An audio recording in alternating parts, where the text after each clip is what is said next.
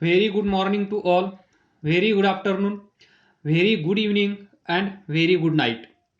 In this lecture, we will discuss force of attraction between two long parallel wires. तर पहा, force of attraction म्हणल्यानंतर तुम्हाला समजून आला असेल between two long two one two two long parallel wires म्हणजेच ही असेल वायर 1, ही असेल wire 2. Force of attraction between two long parallel wires. तर याच्यामधून करंट I1 फ्लो होत असेल, या वायरमधून करंट I2 फ्लो होत असेल, तर ही वायर याला खेचते किंवा ही वायर याला खेचते असं आपण दोन्ही प्रकारे म्हणू शकतो. That is force of attraction between two long parallel wires. हे तुम्हाला माहित आहे. इथे एक बॉडी असेल मास M1, इथे एक बॉडी असेल मास M2. तर या दोन बॉडीमध्ये अट्रॅक्शन होतं, त्याला आपण काय म्हणतो, force of attraction between this two bodies. त्याचप्रमाणे इथे ही एक वायर आहे, ही दुसरी वायर आहे.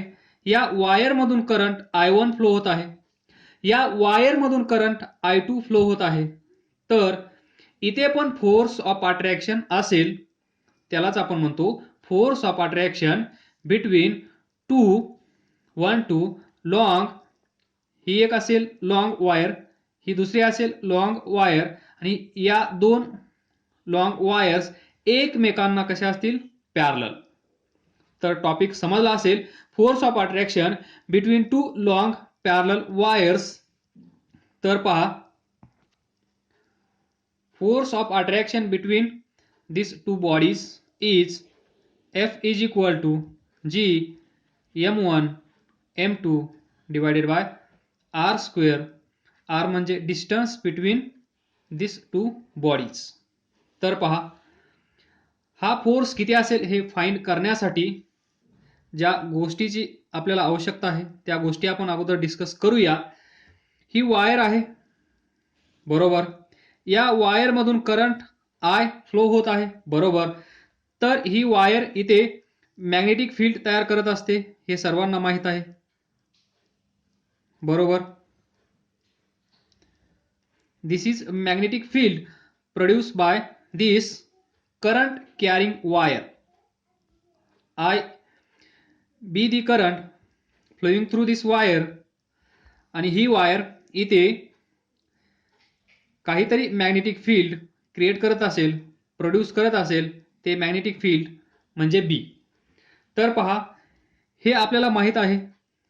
इथे एक पॉइंट आपण कन्सिडर केला, इथे एक पॉइंट आपण कन्सिडर केला, इथे एक पॉइंट कन्सिडर केला, इथे एक पॉइंट कन्सिडर केला, आणि इथे एक पॉइंट कन्सिडर केला. समजा या पॉइंटचं डिस्टन्स x1 किंवा R1, या दुसऱ्या पॉइंटचं डिस्टन्स R2, या तिसऱ्या पॉइंटचं डिस्टन्स R3, या चौथ्या पॉइंटचं डिस्टन्स R4, आणि हा शेवटचा पॉइंट R5. तर या अगोदरच्या लेक्चरमध्ये आपण पाहिलं magnetic field, that is strength of magnetic field produced by this current carrying long wire किती असते, B is equal to mu naught upon 4 pi into 2I divided by distance here R. तर पहा, या पॉइंटला मॅग्नेटिक फील्ड फाइंड करण्यासाठी आपण R1 distance घेणार, या पॉइंटला मॅग्नेटिक फील्डची स्ट्रेंथ फाइंड करण्यासाठी आपण R2 डिस्टन्स घेणार. म्हणजेच इथे पहा, B is inversely proportional to R. R is distance of this point. हा पॉइंट कुठे आहे, या पॉइंटचं डिस्टन्स फ्रॉम दिस वायर. जिथे ही वायर आहे ही वायर काहीतरी मॅग्नेटिक फील्ड प्रोड्यूस करत असेल प्रत्येक पॉइंटला, तर हे आपल्याला ती मॅग्नेटिक फील्ड भेटते या फॉर्म्युल्याने. आणि या फॉर्म्युलाचा यूज करून आपण मॅग्नेटिक फील्ड फाइंड करू शकतो. तर from this equation we can write or we can say that magnetic field is inversely proportional to distance. बरोबर, हे लक्षात ठेवा. म्हणजे जसं जसं आपण दूर जाऊ तसं तसं स्ट्रेंथ ऑफ मॅग्नेटिक फील्ड कमी कमी होत जाईल. तर याचाच अर्थ असा आहे की ही जी करंट कॅरिंग वायर आहे, ही वायर या स्पेसमध्ये म्हणजेच या सराउंडिंग स्पेसमध्ये काय करत आहे, मॅग्नेटिक फील्ड प्रोड्यूस करत आहे. त्याचप्रमाणे इथे पहा, ही जी वायर आहे वायर 1, या वायर 1 मधून I1 करंट फ्लो होत आहे. या दोन वायर मधलं डिस्टन्स आपण कन्सिडर करूया D. तर आता असं इमॅजिन करा, इथे फक्त एकच वायर आहे, ती म्हणजे वायर 1. वायर 2 फिरायला गेली आहे असं कन्सिडर करा. तर ती फिगर आपण इथे ड्रॉ करूया. दिस इज वायर 1, याच्यातून फ्लो होणारा current I1, distance D.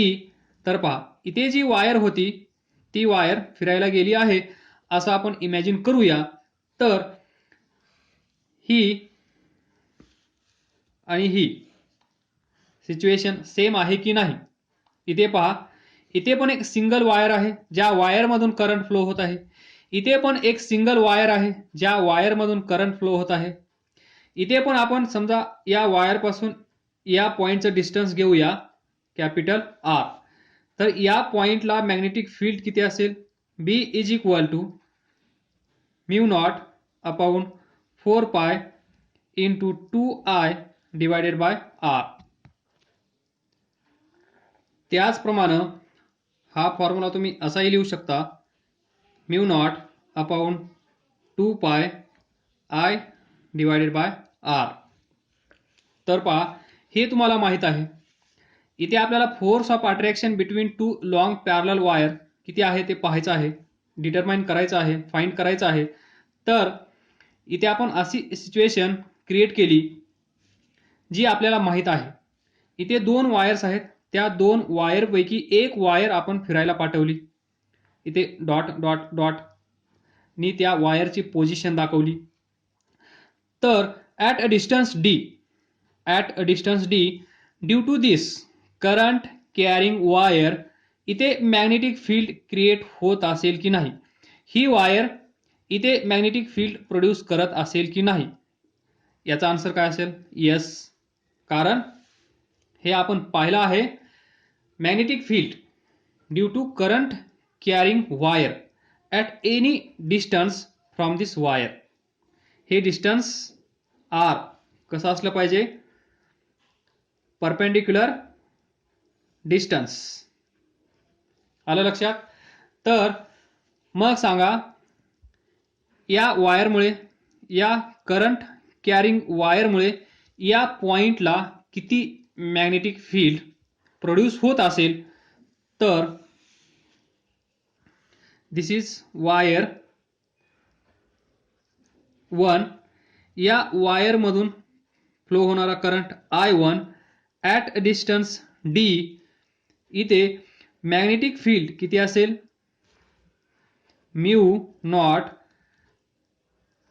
4π into या वायरमधून फ्लो होणारा current I1 divided by this distance D. हे समजलं असेल तर force of attraction between two long parallel wires finish. हेच आहे लॉजिक इथे यूज करण्यासारखं. आणि ज्या लॉजिक शिवाय आपण force of attraction between two long parallel wires find करू शकणार नाही. तर अशीच सिच्युएशन तुम्ही रिव्हर्स इमॅजिन करू शकता. म्हणजेच वायर 2 डिस्टन्स डी, आता ही वायर फिरायला गेली आहे, बरोबर. तर या वायरमधून करंट I2 फ्लो होत आहे, म्हणजेच इथे एक करंट कॅरिंग वायर आहे. या वायरमुळे, या करंट कॅरिंग वायरमुळे या पॉइंटला काहीतरी फील्ड प्रोड्यूस होत असेल. ते किती असेल? B is equal to mu naught upon 4 pi into 2I divided by this distance D. तर इथे पहा, या वायरमुळे इथे मॅग्नेटिक फील्ड किती आहे?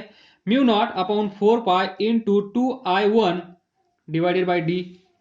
या सेकंड वायरमुळे या पोझिशनला, जिथे पहिली वायर आहे तिथे मॅग्नेटिक फील्ड किती आहे?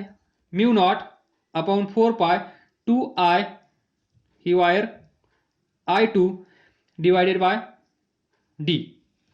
तर सेम आहे. तर पहा, now due to this current carrying wire इथे आहे मॅग्नेटिक फील्ड. तर डायरेक्शन काय असेल? डायरेक्शन ऑफ मॅग्नेटिक फील्ड कसं फाइंड करतो आपण? Right hand rule. तर पहा, हा पेन म्हणजे वायर 1, बरोबर. हा पेन म्हणजे वायर 1. या वायरमधून I1 करंट फ्लो होत आहे. तर ही वायर आपण राईट हँडमध्ये घ्यायची आहे. त्यानंतर ज्या डायरेक्शनमध्ये करंट जात आहे त्या डायरेक्शनमध्ये थंब ठेवायचा आहे. त्यानंतर पहा, 4 फिंगर्स पहा, इथे पहा, या साईडला म्हणजे हा कंडक्टर आहे, ही वायर आहे. वायरच्या लेफ्ट साईडला पहा, ही 4 फिंगर्स आपल्याकडे येत आहेत, म्हणजेच या प्लेनमधून ती बाहेर येत आहेत असं वाटत आहे. आणि या वायरच्या राईट साईडला पहा, ती 4 फिंगर्स आतमध्ये जात आहेत, म्हणजेच going into the plane. या साईडला ती पहा, या साईडला ती आपल्याकडे येत आहेत आणि या साईडला ती आतमध्ये जात आहेत, म्हणजेच या साईडला कमिंग आउट ऑफ प्लेन आणि या साईडला going into the plane. आपण going into the plane असं दाखवतो, कमिंग आउट ऑफ प्लेन असं दाखवतो. तर या मॅग्नेटिक फील्डची डायरेक्शन या वायरच्या राईट साईडला कशी आहे? Going into the plane. Left साईडला कशी आहे? Coming out of plane. तर तुम्ही या वायरच्या या साईडला कुठेही पहा, इथे पहा, इथे पहा, इथे पहा किंवा इथे पहा, डायरेक्शन कशी असेल? Same, going into the plane. तर एवढंच लक्षात ठेवा आणि लक्षात असू द्या, इथे दुसरी वायर आपली आहे, बरोबर. इथे दुसरी वायर अवेलेबल आहे. आपण आपल्या सोयीनुसार, आपल्या सोयीसाठी, आपल्याला समजून लवकर यावं म्हणून आपण ही सिच्युएशन अशी इमॅजिन केली. आणि ही वायर इथे एवढं मॅग्नेटिक फील्ड तयार करत असेल, तर ही वायर पण इथे तेवढं मॅग्नेटिक फील्ड इथे तयार करत असेल. Now see here, force exerted by magnetic field. समजा इथे मॅग्नेटिक फील्ड असेल going into the plane.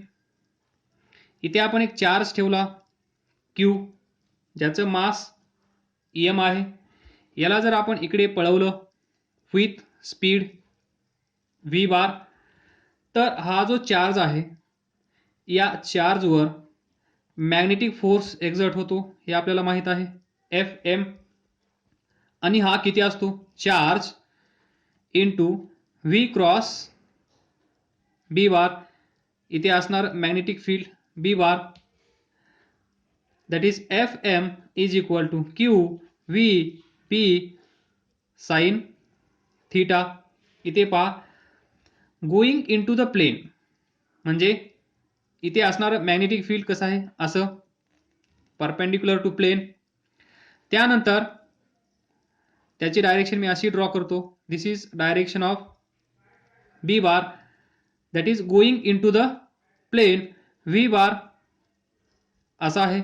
या दोघांमध्ये अँगल किती आहे, 90. तर थीटाची value 90. So F M is equal to Q V B हा फॉर्म्युला तुम्ही पाहिला आहे.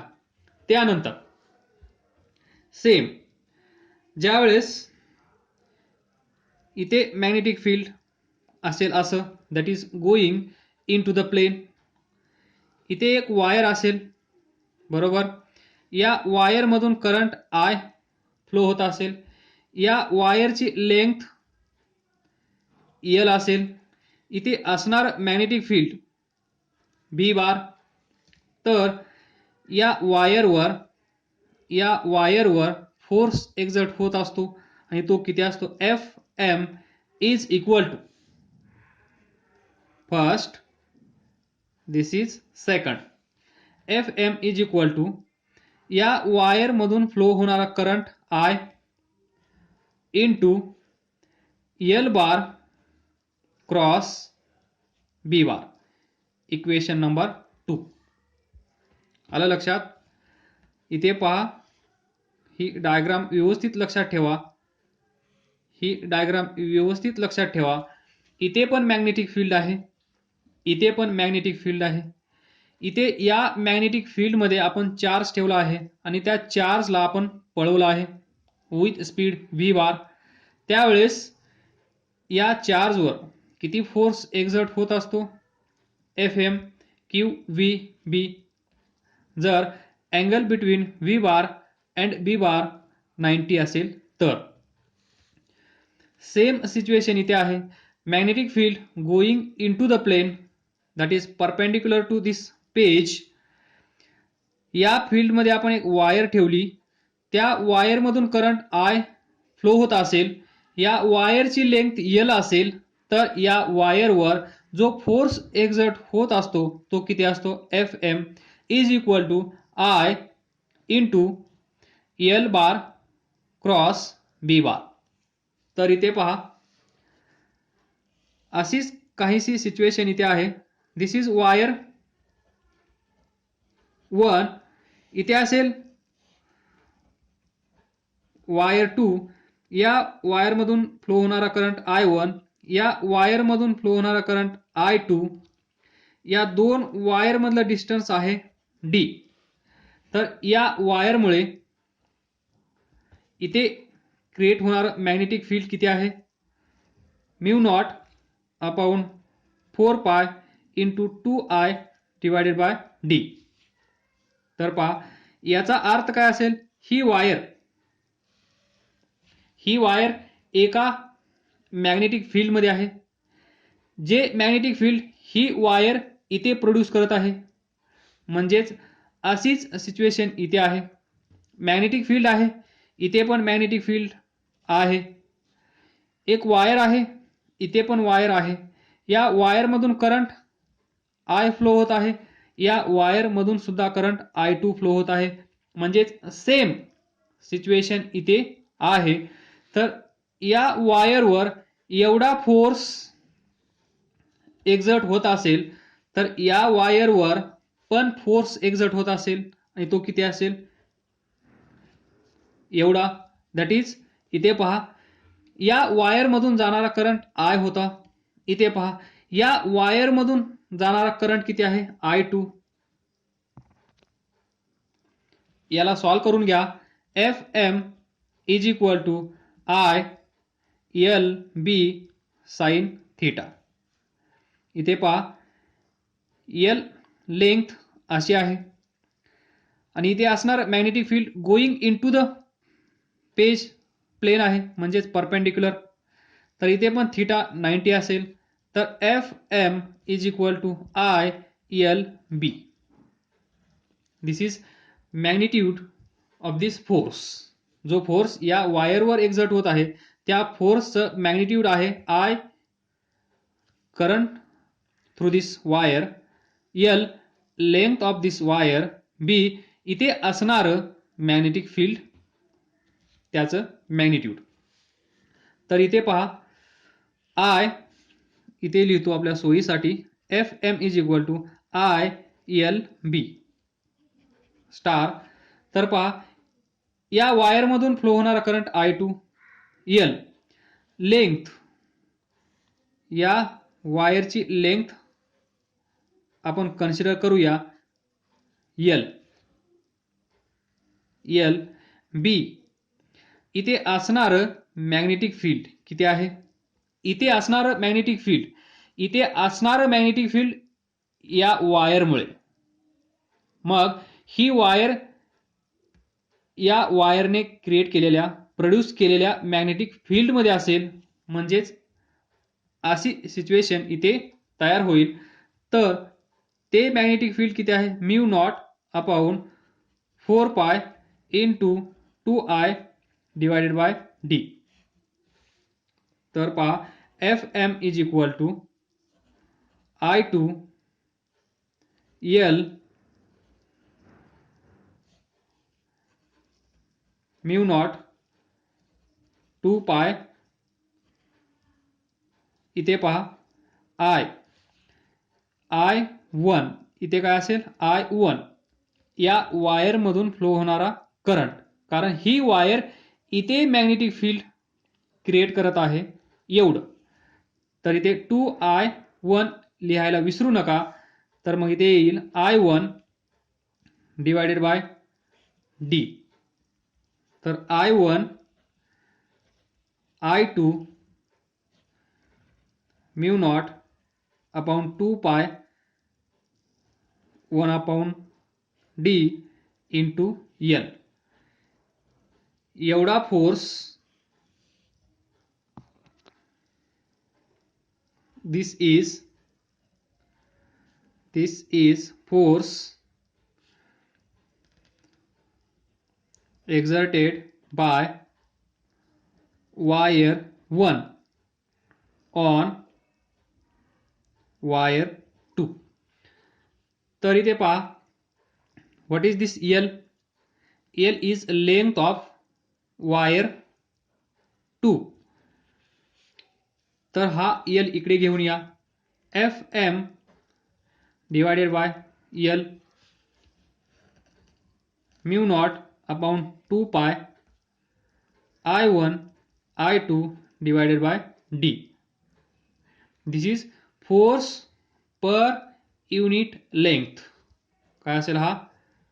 Force per unit length. म्हणजेच हा फोर्स टोटल वायरवर एक्झर्ट होत असेल. ही वायर एवढी लांब आहे, तर एवढ्याशा छोट्याशा पार्टवर दॅट इज युनिट लेंथवर किती फोर्स एक्झर्ट होत असेल ते फाइंड करण्यासाठी आपल्याला काय करावं लागेल? या टोटल लेंथने डिवाइड करावं लागेल या साईडला, म्हणजेच हा L इकडे घेऊन यावं लागेल. तर फोर्स पर युनिट लेंथ एवढा असेल. नाउ सी आपण काय कन्सिडर केलं? ही वायर आहे, या वायरमधून करंट I1 फ्लो होत आहे. इथून एवढ्या डिस्टन्सवर दुसरी वायर आहे, ज्या वायरमधून करंट I2 फ्लो होत आहे. तर पहा फोर्स पर युनिट लेंथ किती आहे? Mu naught upon 2 pi into या वायरमधून फ्लो होणारा करंट इंटू या वायरमधून फ्लो होणारा current I2 divided by distance between this to wires. I1 I2 divided by this distance mu naught upon 2 पाय constant. तर नाउ दिस इज वायर 2. एवढ्या डिस्टन्सवर इकडे वायर 1 आहे, डिस्टन्स D आहे. या वायरमधून I2 करंट फ्लो होत आहे, याच्यातून I1 करंट फ्लो होत आहे. तर आता तुम्ही असं करा, ही वायर फिरायला गेली आहे असं इमॅजिन करा. मग या वायरमुळे, या करंट कॅरिंग वायरमुळे इथे मॅग्नेटिक फील्ड तयार होत असेल की नाही? तर यस. मग ते किती असेल? B is equal to mu naught upon 4 pi into 2. या वायरमुळे इथे क्रिएट होणारं, या वायरमुळे इथे क्रिएट होणारं मॅग्नेटिक फील्ड काय असेल? 2I2 divided by at a distance D. So divided by D. तर ही जी वायर आहे, वायर नंबर 1, ही कोणत्या मॅग्नेटिक फील्डमध्ये आहे? तर ही वायर, या वायरने इथे क्रिएट केलेल्या मॅग्नेटिक फील्डमध्ये ही वायर आहे. जर एखादी wire, current carrying wire, magnetic फील्डमध्ये आपण ठेवली अशी, तर या वायरवर एवढा फोर्स एक्झर्ट होत असतो, हे आपल्याला माहित आहे. जस्ट रिव्हर्स, आतापर्यंत जे आपण डिस्कस केलं ते या वायरमुळे इथे क्रिएट होणाऱ्या फील्डमुळे या वायरवर एक्झर्ट होणारा फोर्स, म्हणजेच ही वायर या वायरला खेचत आहे, ही वायर या वायरला इकडे खेचत आहे, आणि तो फोर्स आपण फाइंड केला, एवढा आला. याला डबल स्टार म्हणा. नाऊ असंच काहीसं आपण उलट इमॅजिन केलं आहे. आता ही वायर इथे आहे, ही वायर इथे नाहीये, तर या वायरमुळे इथे किती क्रिएट होत असेल मॅग्नेटिक फील्ड, तर ते आपल्याला माहित आहे. नंतर आपण ही वायर या मॅग्नेटिक फील्डमध्ये ठेवली, तर या वायरवर फोर्स एक्झर्ट होत असेल Fm, आणि तो किती असतो? Fm इज इक्वल टू त्या वायरमधून फ्लो होणारा करंट, त्याची लेंथ, आणि तिथे असणारं मॅग्नेटिक फील्ड. तर हा Fm किती येईल? या वायरमधून किती करंट फ्लो होत आहे? I1. त्या वायरची लेंथ पण L. So L. ही वायर कोणत्या मॅग्नेटिक फील्डमध्ये आहे? या वायरने क्रिएट केलेल्या मॅग्नेटिक फील्डमध्ये. ते किती आहे? एवढं. तर ते इथे लिहा, म्यू नॉट अपॉन 4 पाय 2I2 डिवायडेड बाय डी. तर Fm इज इक्वल टू, हा L इकडे घेऊन या, force per unit length, then mu naught, हा 2 नी कॅन्सल होईल, इथे असेल 2 पाय, then I1 I2 divided bye D, हा 3 स्टार. तर पहा, डबल स्टार आणि 3 स्टार. हा L इथून आपण गायब करूया, इकडे घेऊन आलो आहोत. Force per unit length, double star आणि ट्रिपल स्टार. काय फरक आहे? म्यू नॉट आहे, I1 I2 आहे, 2 पाय आहे, डी आहे, सेम आहे. तर याला लिहा, force on wire 2 due to wire 1 is equal to this. इथे लिहा, force on wire 1 due to wire 2. तर from double star and triple star we can write F21 is equal to F12. ही wire आहे, इथे एक wire आहे, ही wire 1, ही वायर 2, ही वायर याच्यावर फोर्स एक्झर्ट करत आहे, ही वायर याच्यावर फोर्स एक्झर्ट करत आहे. तर हा फोर्स किती आहे? F21, force on wire 2 due to wire 1. Force on wire 1 म्हणजे याच्यावर ड्यू टू वायर 2. तर हा फोर्स आणि हा फोर्स सेम आहे, म्हणजेच ही वायर याला इकडे खेचत आहे, ही वायर याला इकडे खेचत आहे. तर डायरेक्शन पहा, डायरेक्शन कशी आहे? अपोजिट. म्हणजेच हे इक्वल आहेत आणि अपोजिट इन डायरेक्शन आहेत. म्हणजेच याच्यातून जाणारा करंट असा आहे, याच्यातून जाणारा करंट असा आहे. म्हणजे ज्यावेळेस वायरमधून फ्लो होणारा करंट त्यांची डायरेक्शन सेम असते त्यावेळेस फोर्स ऑफ अट्रॅक्शन यांच्यामध्ये असतं. आणि ज्यावेळेस तर पहा this situation F on 2 due to 1, F on 1 due to 2, ही 1 ही 2. तर इथे काय होत आहे, फोर्स ऑफ अट्रॅक्शन. देन थोडंसं आपण चेंज केला, या वायरमधून जाणारा करंट I1 I2, या वायरमधून जाणारा करंट I2 रिव्हर्स केला. तर इथे काय होईल, याच्यावर जो फोर्स हा F2 असेल, या वायरमुळे force on 2 due to 1, force on 1 due to 2. तर पहा F12 F21 इथे काय असेल, रिपल्सिव्ह फोर्स. हे लक्षात ठेवायचं आहे.